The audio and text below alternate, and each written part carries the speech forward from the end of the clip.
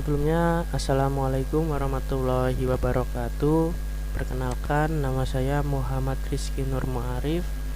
Saya dari S1 Teknik Informatika Malam, semester 1. Jadi di sini saya akan sedikit menjelaskan atau menjawab dari soal UAS basis data yang telah diberikan.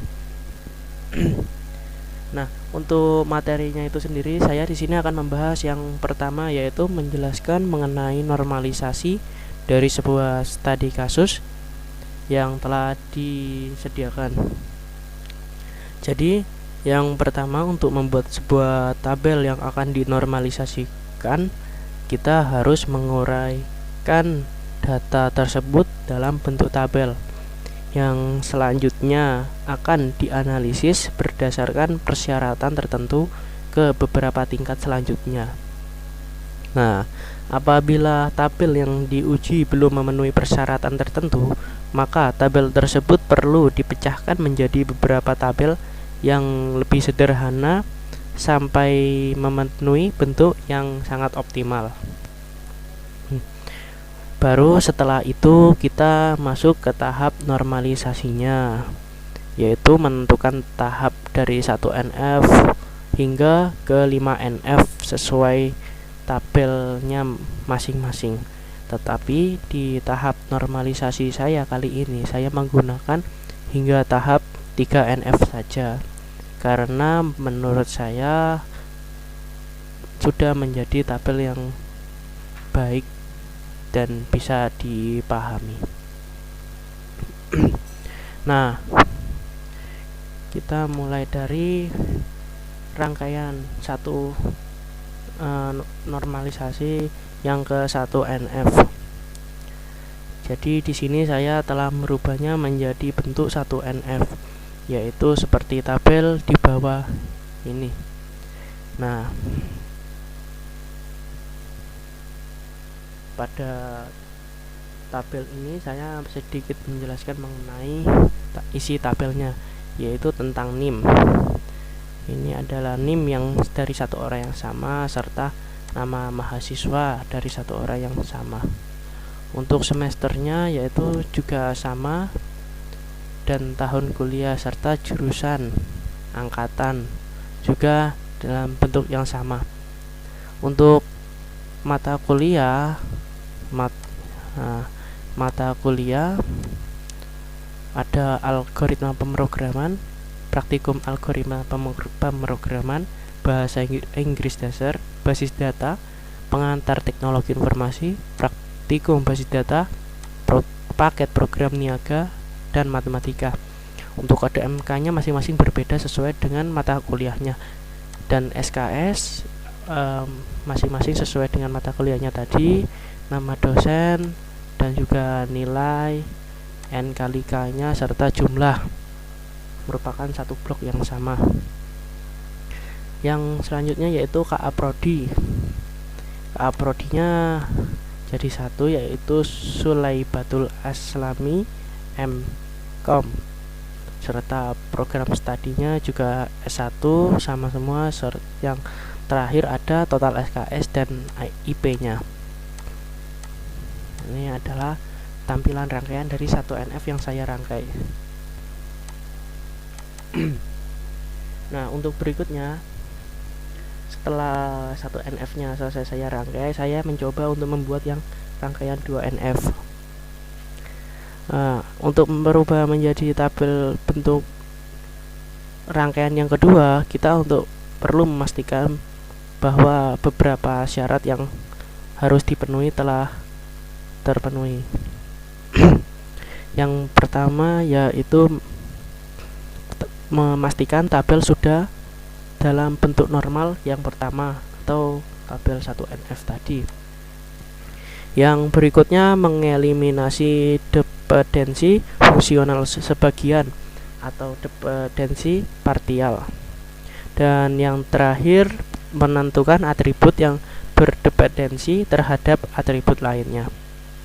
Oleh karena itu, saya dapat menyimpulkan tabel seperti berikut, yaitu merevisi, yaitu tabel mahasiswa menjadi seperti ini. tabel mata kuliah menjadi seperti ini, dan tabel dosen menjadi seperti ini. Maaf.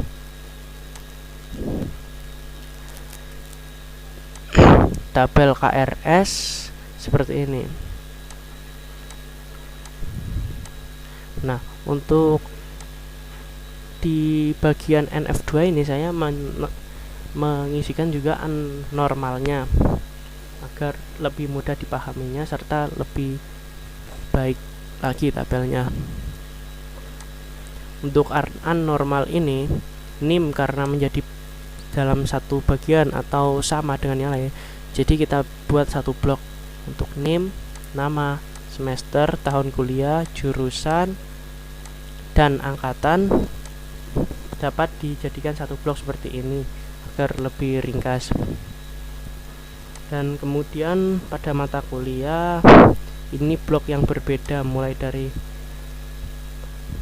mata kuliah, kode MK, SKS, nama dosen, nilai NKLIK-nya, dan juga jumlahnya adalah blok berbeda lainnya. Namun setelah itu ada juga KA Prodi dan program studi menjadi dalam satu blok seperti tadi, dan total SKS-nya sama seperti IP-nya, hasil IP-nya, hasil IP-nya.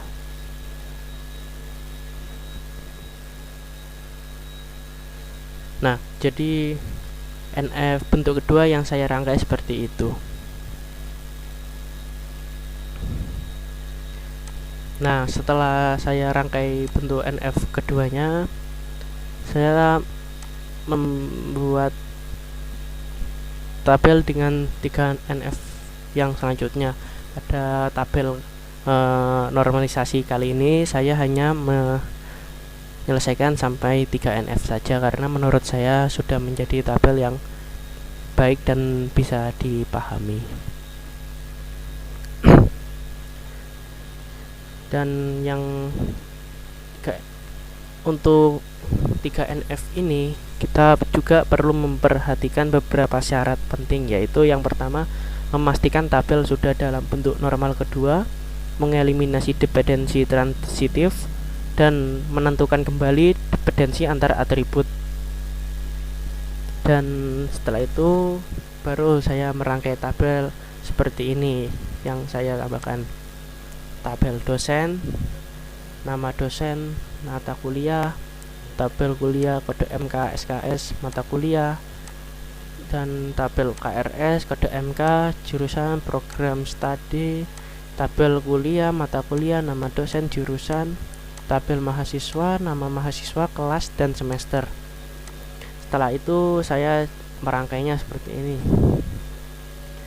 Ini mahasiswa, yaitu ada NIM, dan ini NIM-nya, nama mahasiswa, yaitu ini namanya, semester adalah semester 1, tahun kuliah yaitu 2020-2021, jurusan yaitu teknik informatika, angkatan 2020, program studi S1, total SKS 21, dan IP-nya 3.05, serta ada mata kuliah di sini. Mata kuliah yaitu sama seperti tadi, semuanya dalam satu blok, yaitu mata kuliah, kode MK, SKS, nama dosen, nilai NKLIK, dan jumlah. Dan yang terakhir IP-nya di sini. Jadi dari tabel yang saya tampilkan ini bahwa 3 NF yang saya rangkai seperti ini.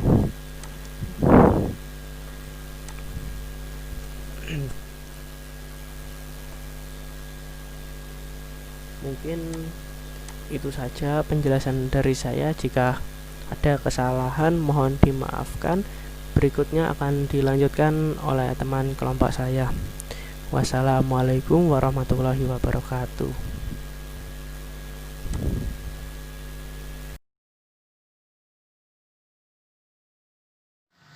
Assalamualaikum warahmatullahi wabarakatuh. Perkenalkan, nama saya Tommy Alfirza Ardiansyah Rahman. Di sini saya akan menjelaskan mengenai struktur database.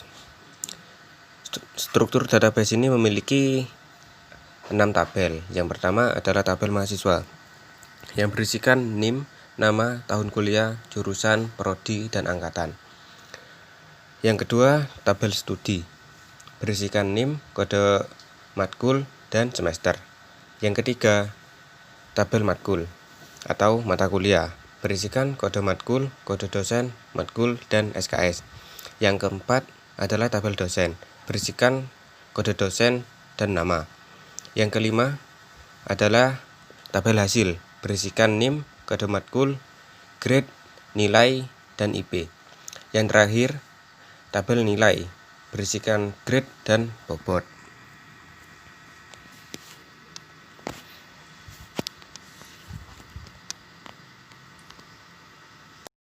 Pertama-tama kita pilih create relationship, kemudian pilih primary key pada tabel mahasiswa.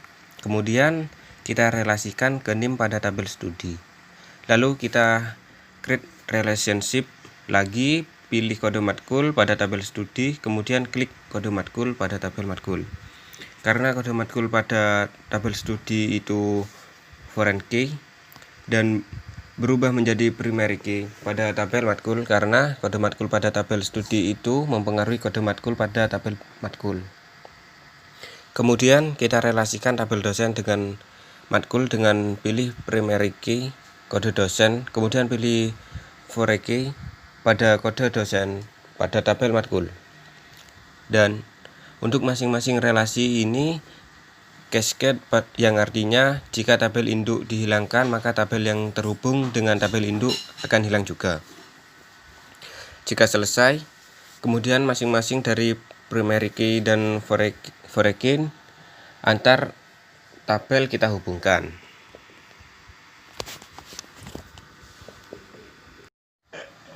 Kolom studi pada tabel mahasiswa akan mempengaruhi kolom NIM pada tabel studi, karena data dari tabel studi akan diisi dengan NIM mahasiswa. Kemudian, kolom kode matkul pada tabel studi akan mempengaruhi kolom kode matkul pada tabel matkul. Kolom kode dosen pada tabel matkul akan mempengaruhi tabel dosen, karena data mata kuliah akan diisi dengan kode dosen tersebut.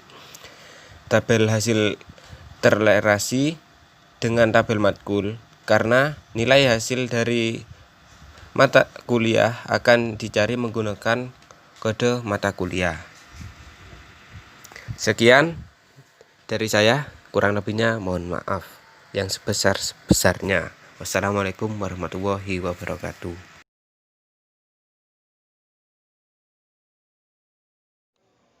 Assalamualaikum warahmatullahi wabarakatuh.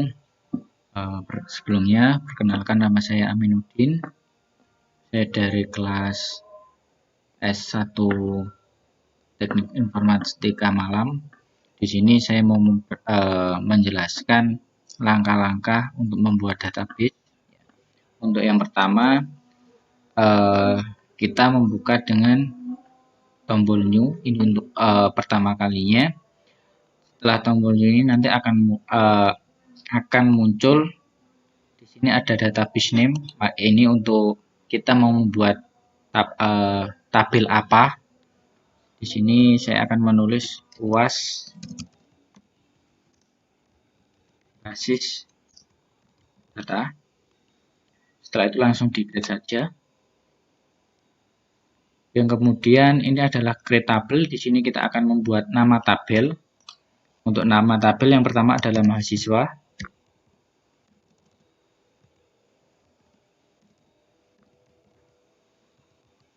Di sini kolomnya saya membutuhkan 6 kolom saja. Kalau sudah kita go atau kita kirim. Selanjutnya di sini ada nama, tipe, klik, terus default, dan seterusnya. Untuk yang pertama di sini di tabel mahasiswa saya memberikan tabel dengan nama NIM untuk yang pertama. Untuk yang kedua adalah nama mahasiswa itu sendiri. Yang ketiga adalah tahun kuliah.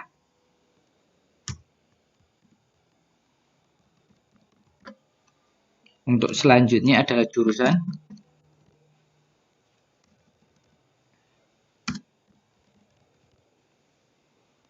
Berikutnya adalah program studi.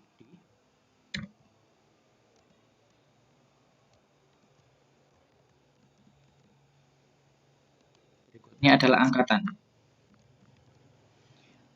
Selanjutnya adalah tipe. Di sini adalah tipe data. Untuk yang NIM saya menggunakan integer. Untuk namanya saya menggunakan varchar. Untuk mata kuliah menggunakan varchar juga. Yang lain juga menggunakan varchar. Untuk batas karakternya kalau integer hanya dibatasi hanya 11 karakter saja. Kalau varchar itu bebas. Di sini saya membuat 50. Panjangnya 50.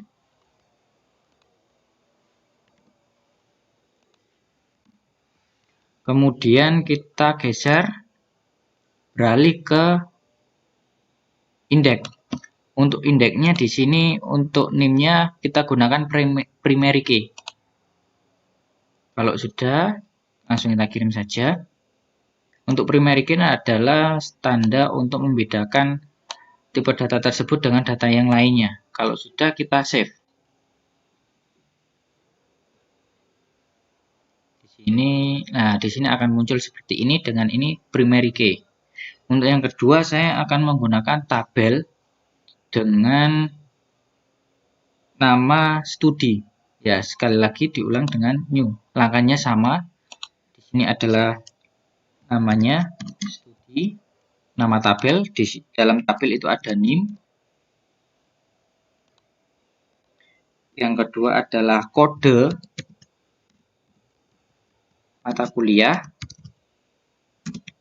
matkul. Selanjutnya adalah semester. Di sini menggunakan tipe data integer dan ini adalah varchar. Di sini saya menggunakan 50. Panjangnya 50 karakter. Untuk indeksnya primary key-nya ada di NIM. Sedangkan untuk indeks lainnya di sini menggunakan kode mata kuliah. Ini foreign key. Kalau sudah di save. Untuk selanjutnya saya membuat tabel lagi dengan judul nama mata kuliah. Matkul.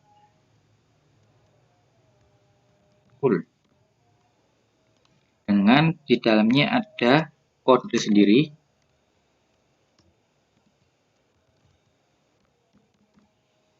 Berikutnya adalah kode dosen.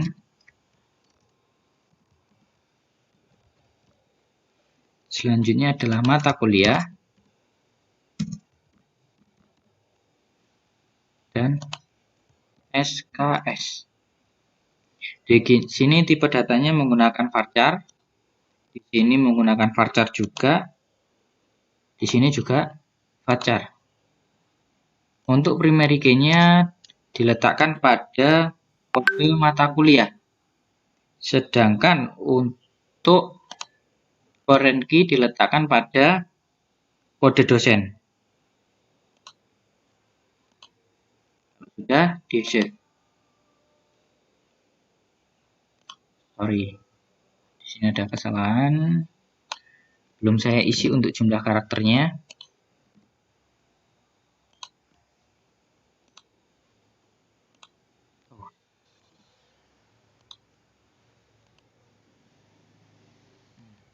Untuk berikutnya kita menggunakan tabel data dengan nama dosen. Yang berisikan kode dosen.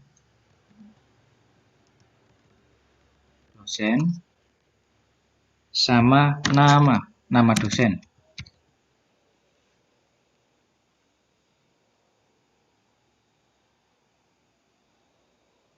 Dengan tipe datanya varchar semua. Panjang karakter saya buat 50 saja.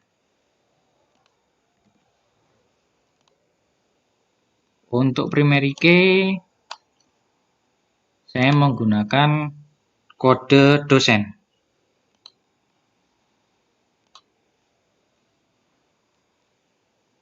Lalu kita save. Berikutnya membuat tabel hasil. Di dalamnya ada NIM itu sendiri, ada kode matkul, ada grade, ada nilai. Di sini ada kurang lagi, jadi akan saya tambahkan untuk kolomnya IP. Untuk jenis datanya kita ini menggunakan tetap integer, untuk yang lainnya menggunakan varchar.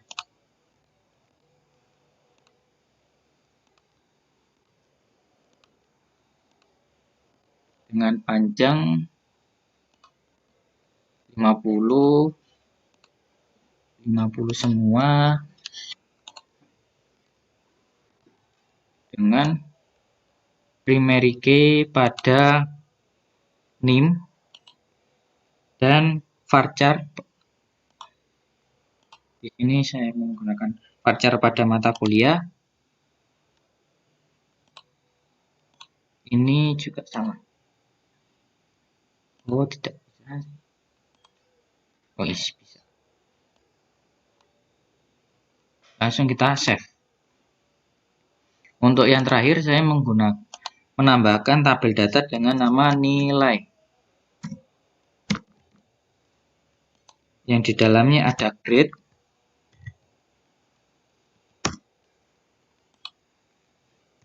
dengan bobot, dengan tipe data varchar integer. Ini saya buat 50. Ini saya buat dengan primary key. Ya. Kalau sudah, kita save. Di sini sudah ada tabel datanya semua.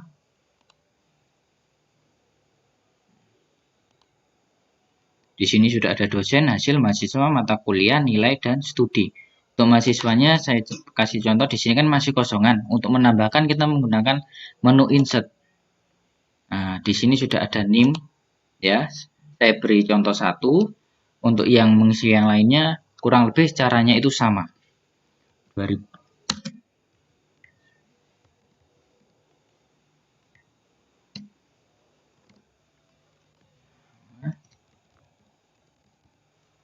Tahun kuliah 2019 garing 2020, jurusan S1 TI, program studinya TI, angkatan 2020. Seperti ini. Kalau semisal mau menambahkan nama lain atau menggunakan identitas yang lainnya, di sini juga bisa ditambahkan. Kalau mau lebih dari satu data. Kalau sudah, ini sudah berhasil, maka akan kita cek nama mahasiswa. Di sini akan tercantum NIM saya, nama, dan seterusnya. Oke, kalau sudah seperti ini, coba kita akan relasikan. Apakah bisa? Di mode. Nah, di sini coba kita relasikan apakah bisa atau tidak.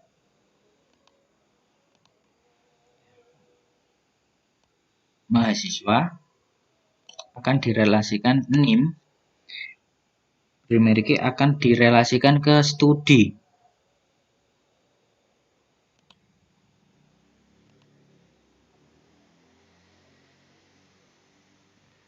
Bisa. Untuk selanjutnya dari studi akan direlasikan ke mata kuliah. Dari studi ke mata kuliah.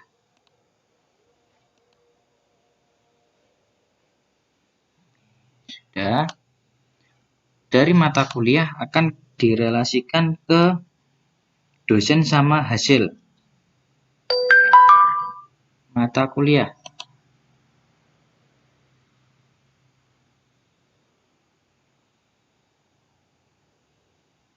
Mana hasil?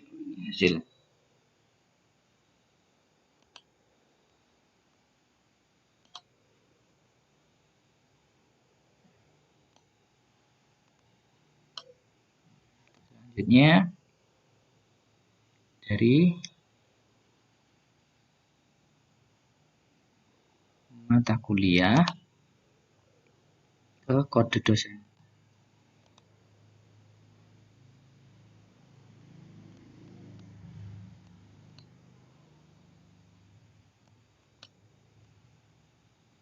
Dari hasil direlasikan kembali ke sini.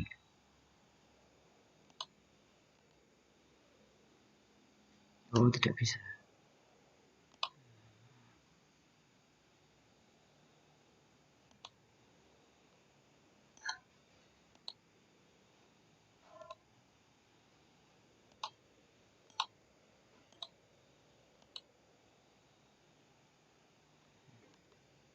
Kebalik. Kalau kebalik itu tidak bisa ya arahnya.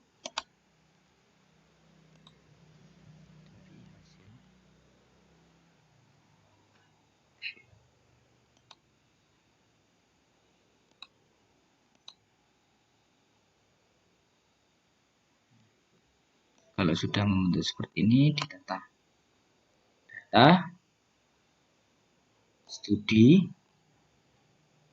mata kuliah dosen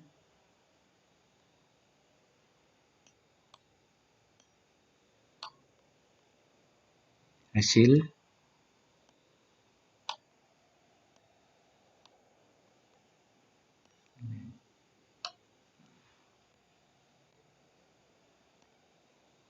jadi hasilnya akan seperti ini. Mata kuliah saling terhubung ke studi mata kuliah dosen hasil sama nilai.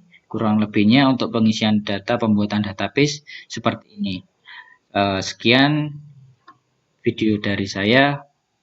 Kurang lebihnya saya mohon maaf jika ada kekurangan. Mohon kritik dan sarannya saya sangat perlukan. Terima kasih. Assalamualaikum warahmatullahi wabarakatuh.